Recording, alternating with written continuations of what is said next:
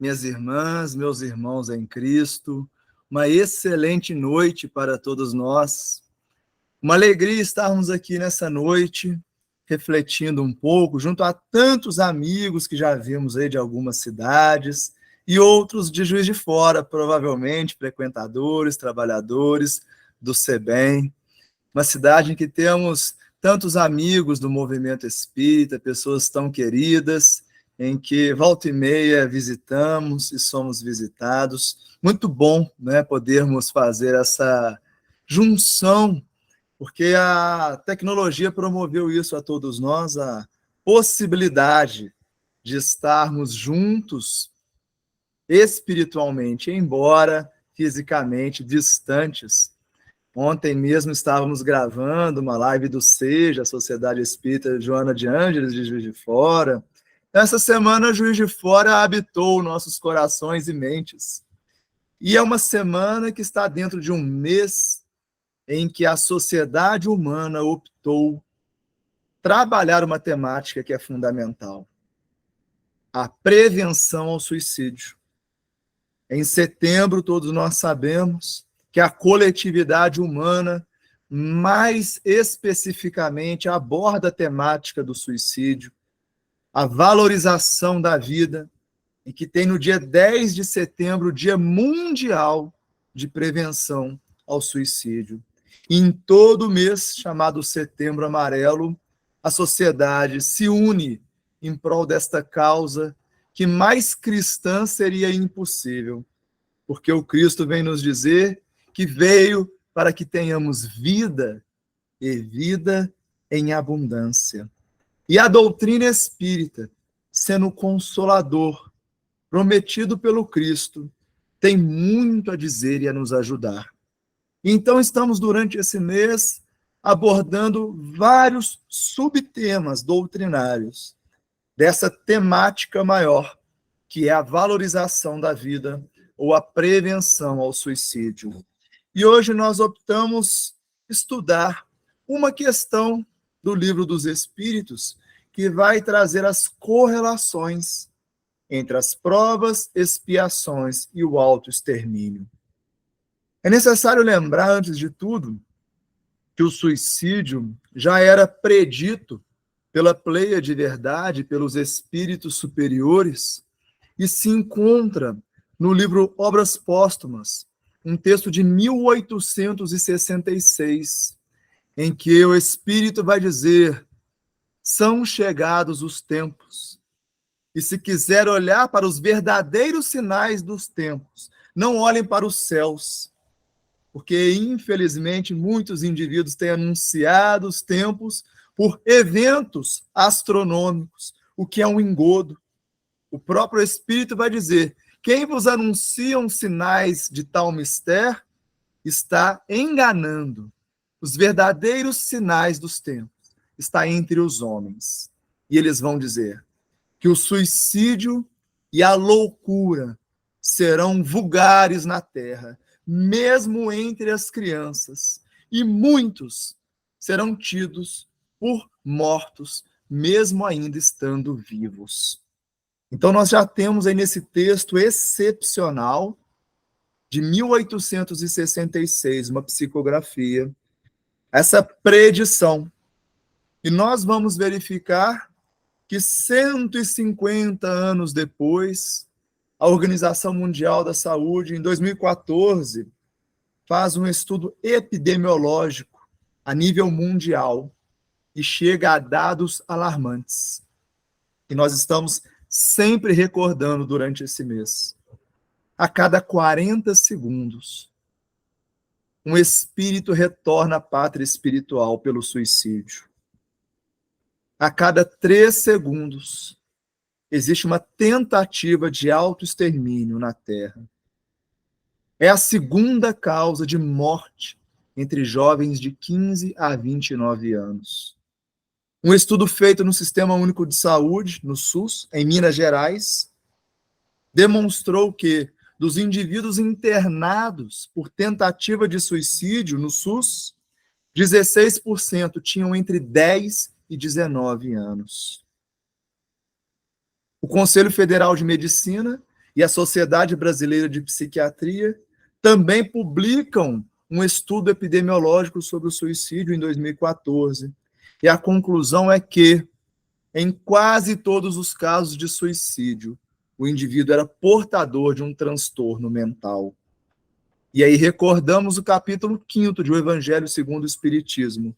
Bem-aventurados os aflitos, em que um dos subitens é o suicídio e a loucura. E nós vamos ver o quanto o Espiritismo tem a dizer sobre essa temática, o quanto nós espíritas precisamos conhecer para sermos colaboradores de Jesus, o médico dos médicos, nessa causa que é de saúde pública e que todos devemos estar ligados intimamente no trabalho do bem. Um outro dado muito importante da Organização Mundial de Saúde, ainda nesse estudo epidemiológico de 2014, é que 9 em 10 dos casos de suicídio poderiam ter sido evitados. E esse talvez seja o dado, que, embora doloroso, também é o que traz mais esperança para nós. Se soubermos como ajudar, como acolher, como orientar, poderemos ajudar em muito esses números que acabamos de dizer, tão trágicos. É uma pandemia. O suicídio mata mais que o Covid-19 matou. Porém, é uma pandemia silenciosa. E o que fizemos quando enfrentamos a pandemia do Covid-19? Nos informamos, conversamos, tomamos determinadas atitudes para que pudéssemos nos proteger e proteger o próximo. Por que não fazemos a mesma coisa frente à pandemia do suicídio? Por que esse véu sobre uma temática tão importante? Os profissionais da área de saúde mental e pesquisadores do assunto, suicidólogos, dizem que é importante a informação. E nós vamos ver hoje que o Espiritismo caminha de par com o progresso. E tem muito a dizer, e que nós, espíritas, podemos ser colaboradores da irmã humanidade. Feito esse breve introito, vamos nos ater hoje, porque o tema é extremamente vasto, mas a essas relações de provas, expiações e o autoextermínio. Então é a questão que vamos hoje algo comentar. Vou tentar ser o mais breve possível, porque sei que é um tema de interesse de muitos irmãos e irmãs. Então vamos tentar deixar uns últimos 10 minutos para perguntas e respostas. Os irmãos e irmãs podem deixar aqui no chat, se quiserem, no final nós podemos ler, ou fazê-las de maneira psicofônica no final. Bom, então a questão 964 do livro, 946 do Livro dos Espíritos, o professor Rivaio indaga: o que pensar do suicídio cuja finalidade é a fuga daquele que comete as misérias e as decepções deste mundo? É bom notar que nestes itens, nessas questões, Kardec faz muitas perguntas acerca do suicídio. E vale a pena que nós espíritas estudemos as orientações da Pleia de Verdade sobre tal temática. Vale muito a pena. Aquele quer saber sobre aqueles que cometem um suicídio por causa das dores da vida. E a resposta da Pleia de Verdade é: pobres espíritos que não têm a coragem de suportar as misérias da existência. As tribulações da vida são provas ou expiações. Felizes os que as suportam sem se queixar, porque serão recompensados. Bem-aventurados os aflitos, porque serão consolados. Então, é uma pergunta que vai ao encontro da nossa temática. Nós vemos aqui que, baseado na concordância e na universalidade do ensinamento dos espíritos, Kardec nos traz essa resposta, que representa a de uma pleiade, como agora dissemos, que há uma correlação direta entre as provas ou expiações e o suicídio. E de que maneira podemos sobrepujar as dores do mundo, as misérias, as decepções ou as provas e expiações. A melhor coisa a se fazer em qualquer aspecto é conhecer o que é uma prova, o que é uma expiação, qual a causa, qual o objetivo, para que, entendendo, possamos observar na prova ou na expiação processos importantes para a nossa evolução. E ao invés de nos fragilizarmos, vamos nos fortalecer, tendo o que os espíritos chamam de coragem moral, buscando suportar sem queixas, porque não cremos, mas sabemos que seremos recompensados pela lei de justiça, amor e caridade, pela lei natural, pela lei divina.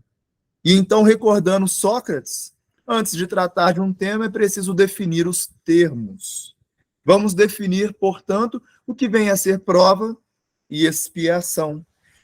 Porque é notório quanto nós, espíritas, em geral, temos dificuldade com esses termos. Temos um processo atávico religioso de entender prova e expiação como castigo, como inferno, como purgatório, como questões negativas. E será que é isso mesmo, uma prova, uma expiação? Vamos ver o que a doutrina dos espíritos nos ensinam. E então aqui nós vamos atuar um pouco com a questão 115 do Livro dos Espíritos, que é onde nós temos uma importante definição do que é prova. Então os espíritos vão nos dizer que Deus criou a todos nós simples e ignorantes, que deu a cada um de nós uma missão. Então você que está aí nos acompanhando, você é um missionário, sim. Deus te deu uma missão. E qual é o objetivo dessa missão? Nos esclarecer para chegarmos progressivamente à perfeição, através do conhecimento da verdade. E assim vamos nos aproximar de Deus novamente. Perdão. Olha quantas informações importantes em um parágrafo de uma questão. Primeiro, é importante observar que fomos todos criados simples e ignorantes. Ou seja, partimos do mesmo ponto. E é por isso que Deus é justo. E é por isso que devemos enxergar Jesus como um irmão que também partiu da simplicidade e da ignorância, que não foi criado à parte, muito menos perfeito, mas que percorreu o caminho rumo à evolução. E que todos nós vamos evoluir através do conhecimento e vamos chegar à perfeição. Se todos nós aqui podemos ter uma certeza, é que seremos perfeitos. Vocês já pararam para pensar nisso? Nós seremos perfeitos, porque é da lei de progresso que estudamos em O Livro dos Espíritos. Nós seremos Cristos.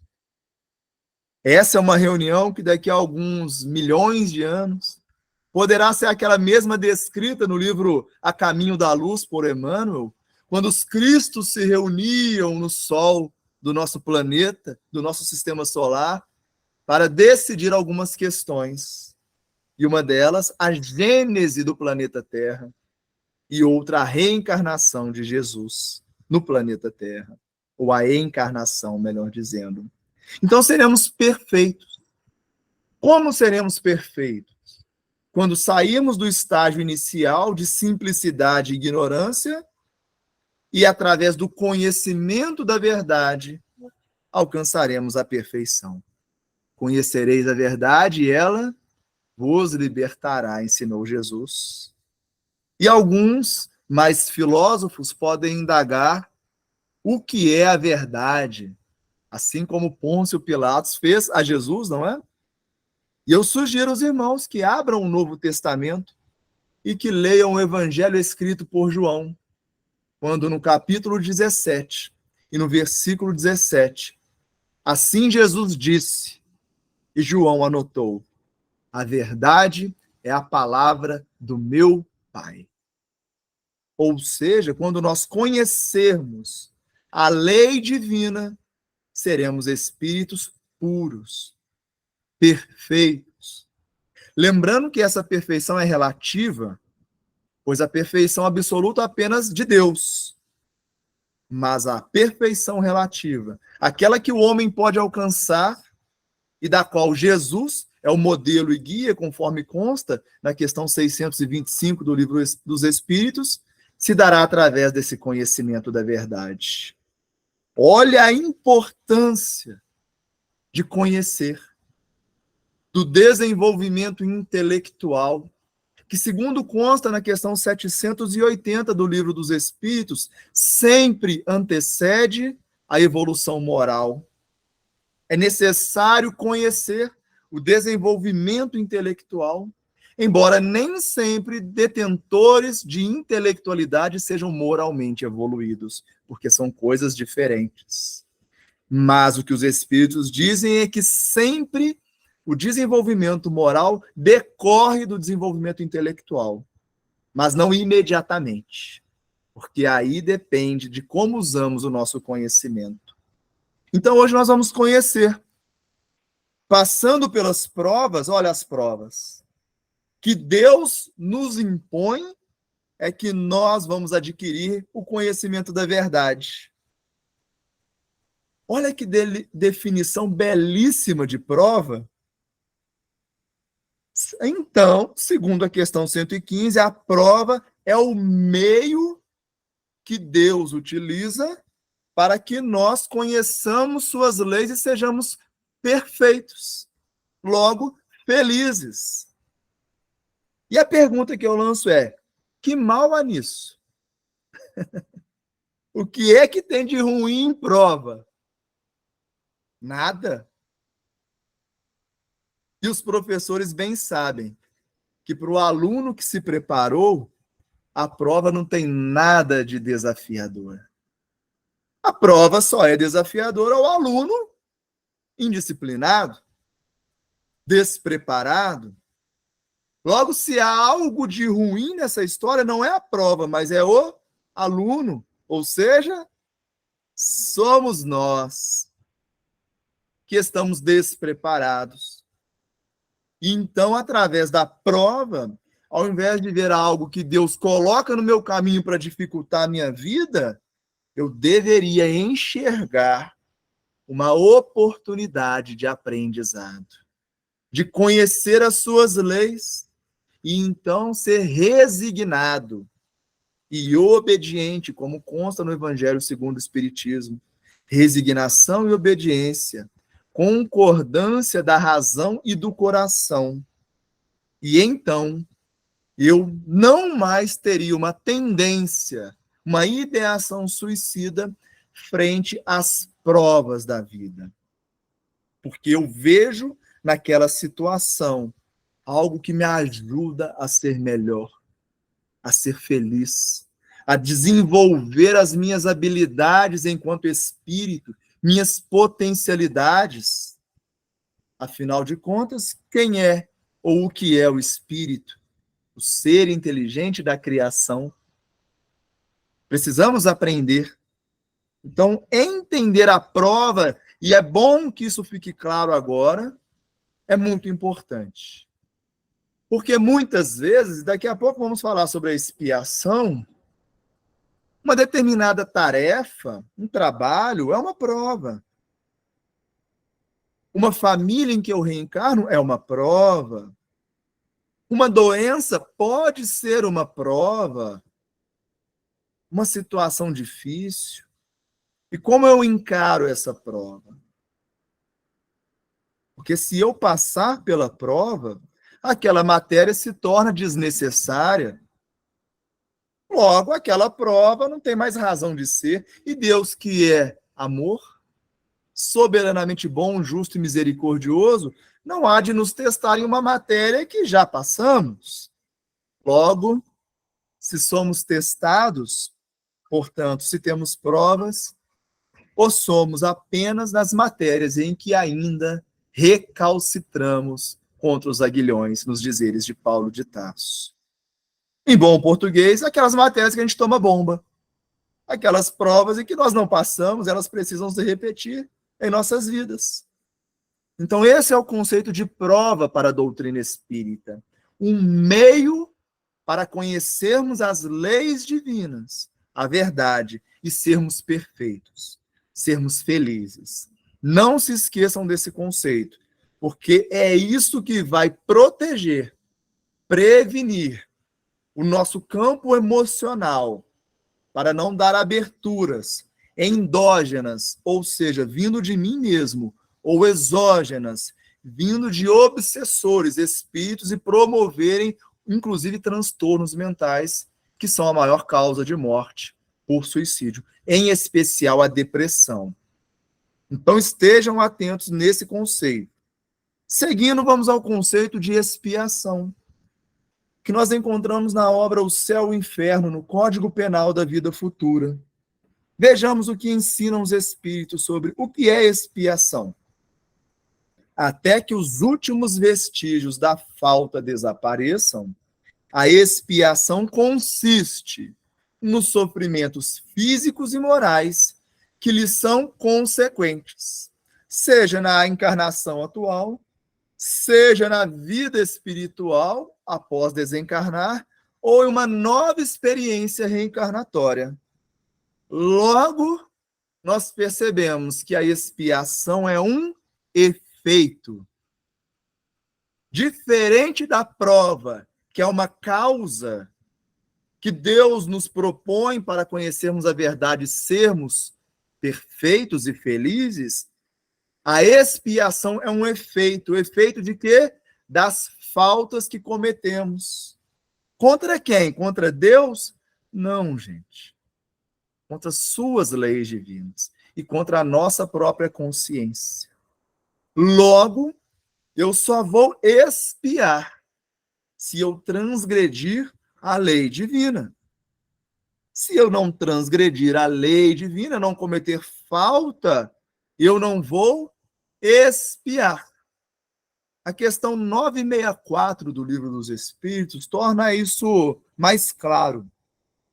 Lá os Espíritos vão dizer o seguinte: Deus criou suas leis a regerem todas as vossas ações. É importante nos atentarmos a isso. As leis divinas regem todas as nossas ações. E quando nós dizemos ações a nível espiritual, quer dizer, tudo que nós desejamos, tudo que nós sentimos e tudo que nós pensamos e, obviamente, fazemos. Não é isso que Jesus diz quando ensina aquele povo judeu? Olha, não vim abrogar a lei, mas fazê-la cumpri-la. Ouvistes o profeta, não cometerás adultério. Porém, eu vos digo que aquele que desejar a mulher do próximo, já cometeste com ela adultério. O que é que Jesus está dizendo? Que desejar espiritualmente falando é agir.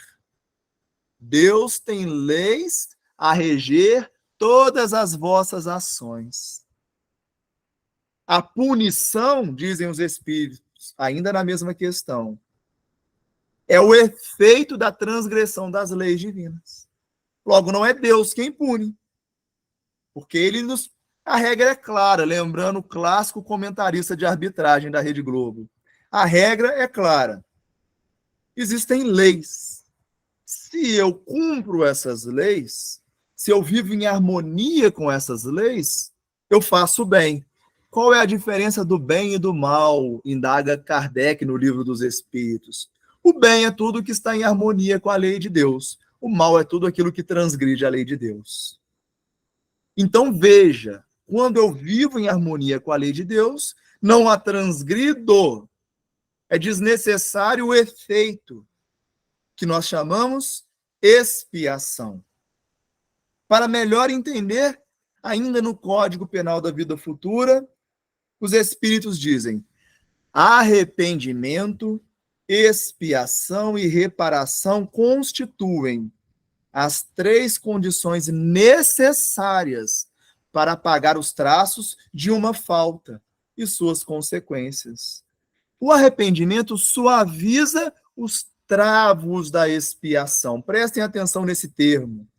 Os travos. Logo, a expiação é um travo. É uma bênção. Quem aqui é pai, mãe, avô, avó, tio, sabe muito bem que se alguém está grávido na família e grávida, o casal, o que é que nós fazemos se moramos, por exemplo, em uma casa alta, em um prédio? A gente coloca uma tela na janela, não é verdade? A gente está o quê? Colocando travos, impedindo o acesso daquele indivíduo para além da janela. Isso é punir ou é proteger? Veja como muda a nossa visão sobre expiação quando estudamos a doutrina espírita. Já não é Deus nos punindo, mas é Deus nos protegendo. E assim como nós protegemos o bebê e a criança dela mesma, Deus está nos protegendo de nós mesmos. Então, quando, por exemplo, eu estudo para entrar na faculdade de medicina e não consigo, se eu fiz a minha parte e não consegui, isso é uma expiação. E quer dizer o seguinte: se você entrasse para a medicina, provavelmente ia se perder no caminho. Não ia cumprir o objetivo da sua reencarnação, o seu planejamento reencarnatório. Pessoa estuda para fazer concurso e não passa. Eu tenho um amigo que estudou anos para fazer concurso e aí passou em um concurso dificílimo, com mais de 90 mil inscritos, e aí ele passa na parte que é considerada mais difícil, que é de conhecimentos, e ele é reprovado no exame médico. Isso é uma expiação, é um travo.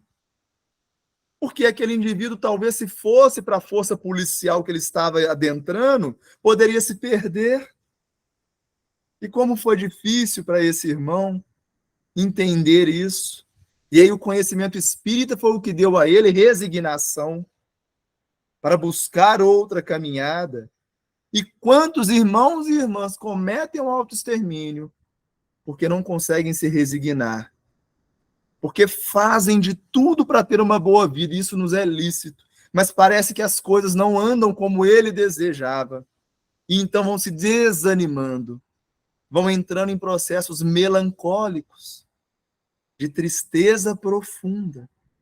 E quando esse status emocional perdura algumas semanas, eis instalada a sintomatologia do transtorno depressivo, que é o transtorno de maior incidência entre os suicidas. Quando deveríamos nos resignar e perceber: opa, meu pai colocou aquela rede na janela para mim. Porque se eu passasse por essa janela, eu ia me machucar tanto.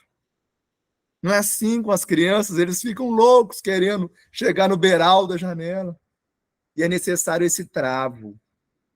Então, quando eu me arrependo, olha o que ele começa a dizer: o arrependimento suaviza os travos da expiação. Quando eu me arrependo da minha transgressão, da minha falta para com a lei divina, o que acontece?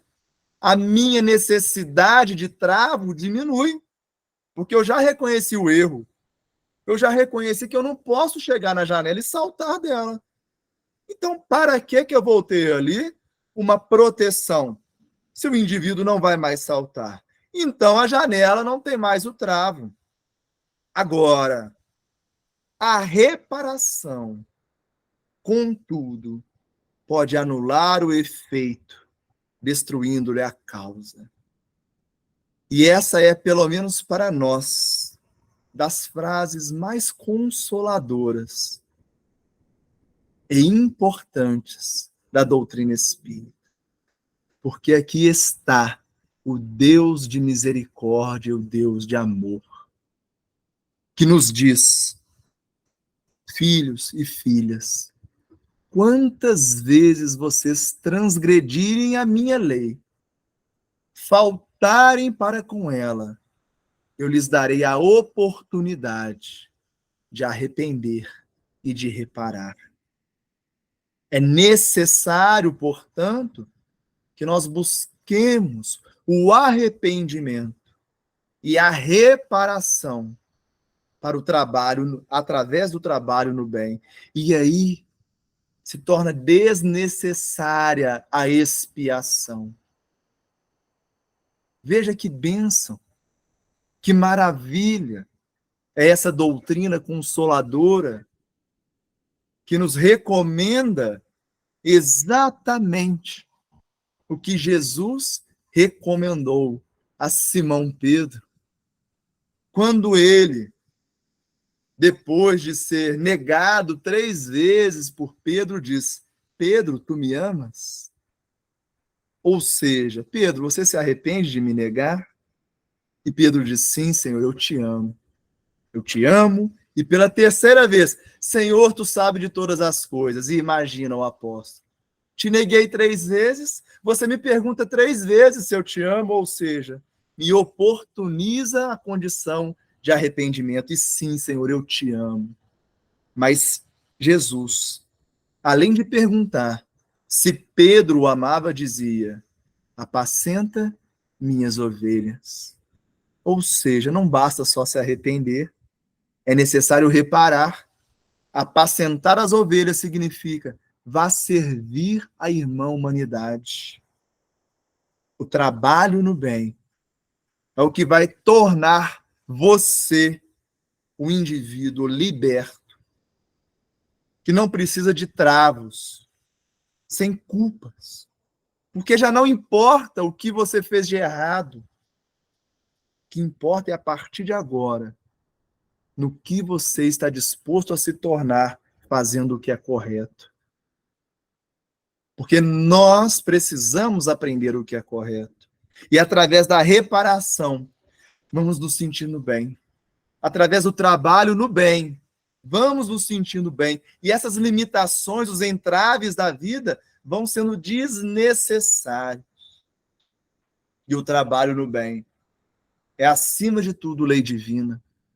Porque Jesus, quando questionado por curar num sábado, responde o seguinte: meu pai trabalha, eu trabalho também. Vocês já pararam para pensar uma coisa? Quem é o modelo e guia de Jesus? É Deus. Se Jesus é o nosso modelo e guia, o modelo e guia de Jesus é Deus. E ele diz o quê? Olha, se o meu modelo e guia trabalha, se ele é meu modelo, se ele é meu guia, se é nele que eu tenho que me espelhar, eu vou trabalhar. E olha que Jesus não trabalhou pouco não, hein, pessoal? Porque pelo menos 4 bilhões e 500 milhões de anos ele trabalha incessantemente na Terra. É o que o Espírito Emmanuel propõe no livro A Caminho da Luz, que desde antes da formação do nosso orbe, esse bendito hospital, escola, oficina chamada Terra, Jesus já era um espírito puro e recebe de Deus a missão de co-criar no macro. Bom, se Deus é meu modelo e guia, e trabalho, eu trabalho também. Eu não vim para ser servido, eu vim para servir, ensina Jesus. E qual é o nosso modelo e guia? É Jesus ou não é? E Jesus diz: eu trabalho também. Eu vim para servir. E qual é a nossa ação? Porque é aí que entra a reparação.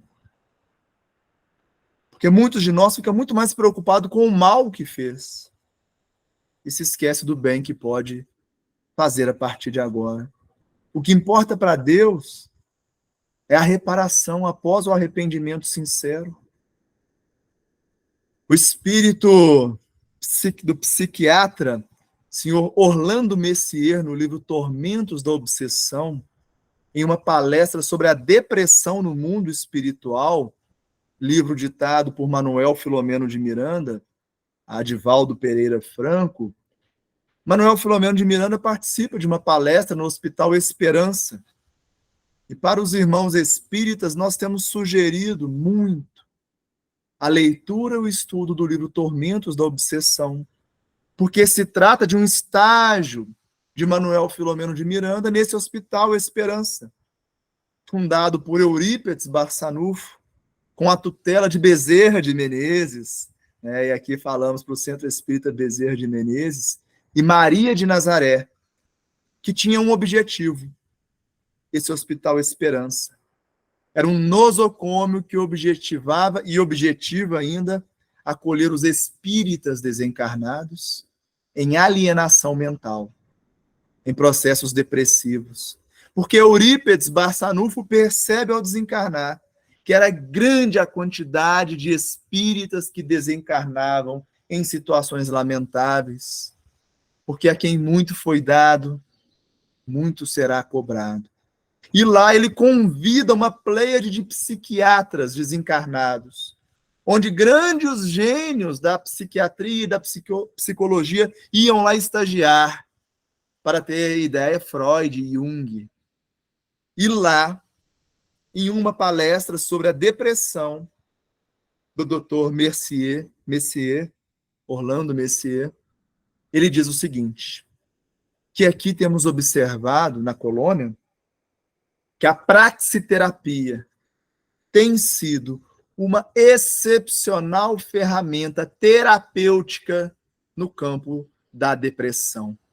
Ou seja, a terapia do trabalho, a reparação, ajudando uma reformulação psíquica, mental, nos corpos perispiríticos, para que a expiação não acontecesse em reencarnações futuras, pois o modelo organizador biológico adoecido vai fatalmente espelhar-se no corpo somático em uma próxima encarnação.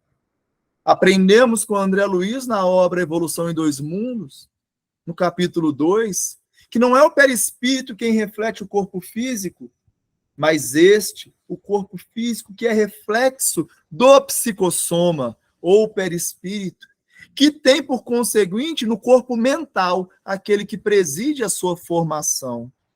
Portanto, o perispírito é substrato da mente. E Emmanuel vai nos dizer, no livro Pensamento e Vida, no primeiro capítulo, que a mente é o espelho da vida, é o campo desperto da consciência, onde está escritas as leis divinas. Logo, se há um campo desperto da consciência, há um campo que dorme.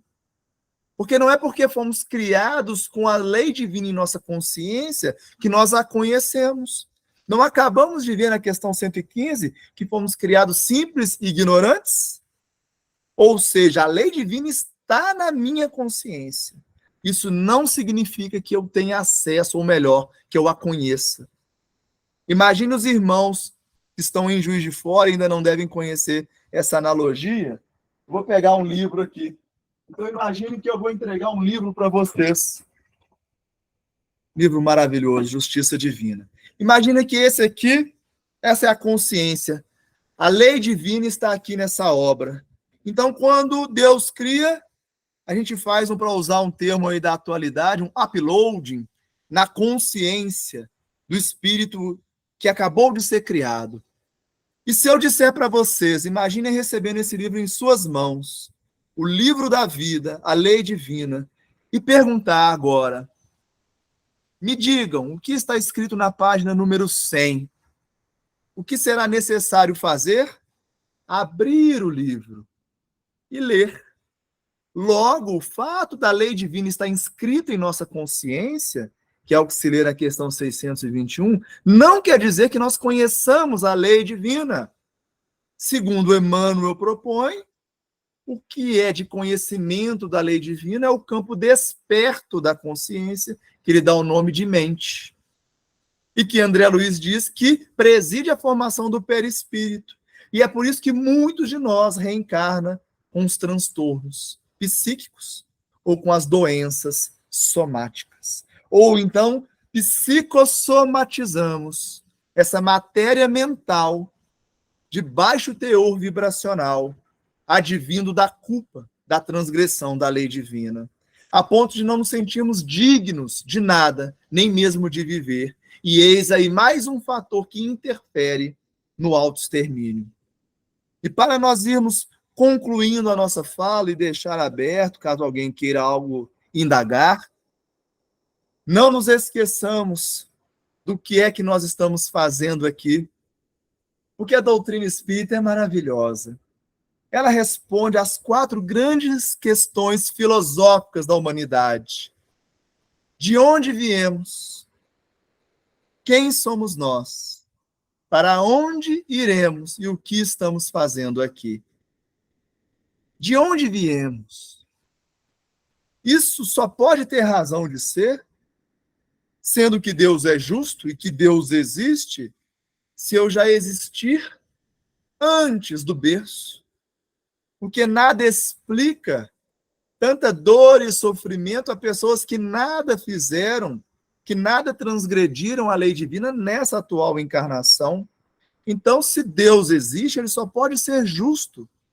Logo, quando, por exemplo, nasce uma criança com alguma deficiência, se ela foi criada ali, esse Deus não pode ser justo.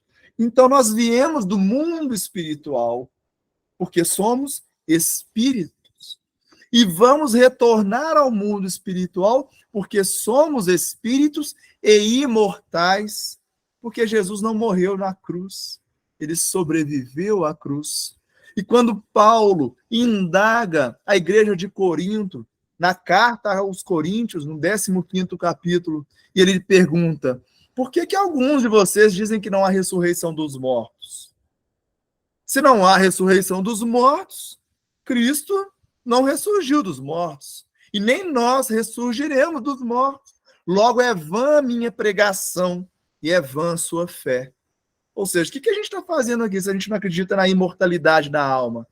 Se Jesus demonstrou-se imortal, e aí ele diz mais: comamos e bebamos, pois amanhã morreremos.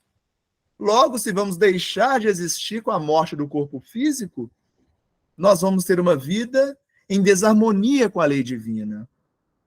Sabe-se, estatisticamente falando, que o indivíduo considerado ateu, sem nenhuma crença religiosa ou sem a espiritualidade, ele tem até 4 vezes mais chances de cometer o autoextermínio. A espiritualidade, a religiosidade, que tem sido muito bem estudada pelos nossos nobres irmãos de Juiz de Fora do NUPS, Núcleo de Pesquisa em Espiritualidade e Saúde da Universidade Federal de Juiz de Fora, com a direção do nosso querido Alexander, do Humberto, tem feito um trabalho maravilhoso com essa obra, A Ciência da Vida Após a Morte, que nós temos, assim, nos nutrido muito. Considero que a obra espírita, a melhor obra espírita dos últimos anos, porque vem fazer o que cabia os espíritas fazerem, mas não fizemos. Deixamos para o campo da ciência, como se o espiritismo não fosse ciência. E Allan Kardec define na obra o que é o espiritismo como uma ciência que trata da origem, natureza e destino dos espíritos e da sua relação com o mundo material. E nos esquecemos desse detalhe. Quando Erasto, em O Evangelho segundo o Espiritismo, escreve a mensagem Missão dos Espíritas, ele diz que a missão dos espíritas é levar o dogma da reencarnação.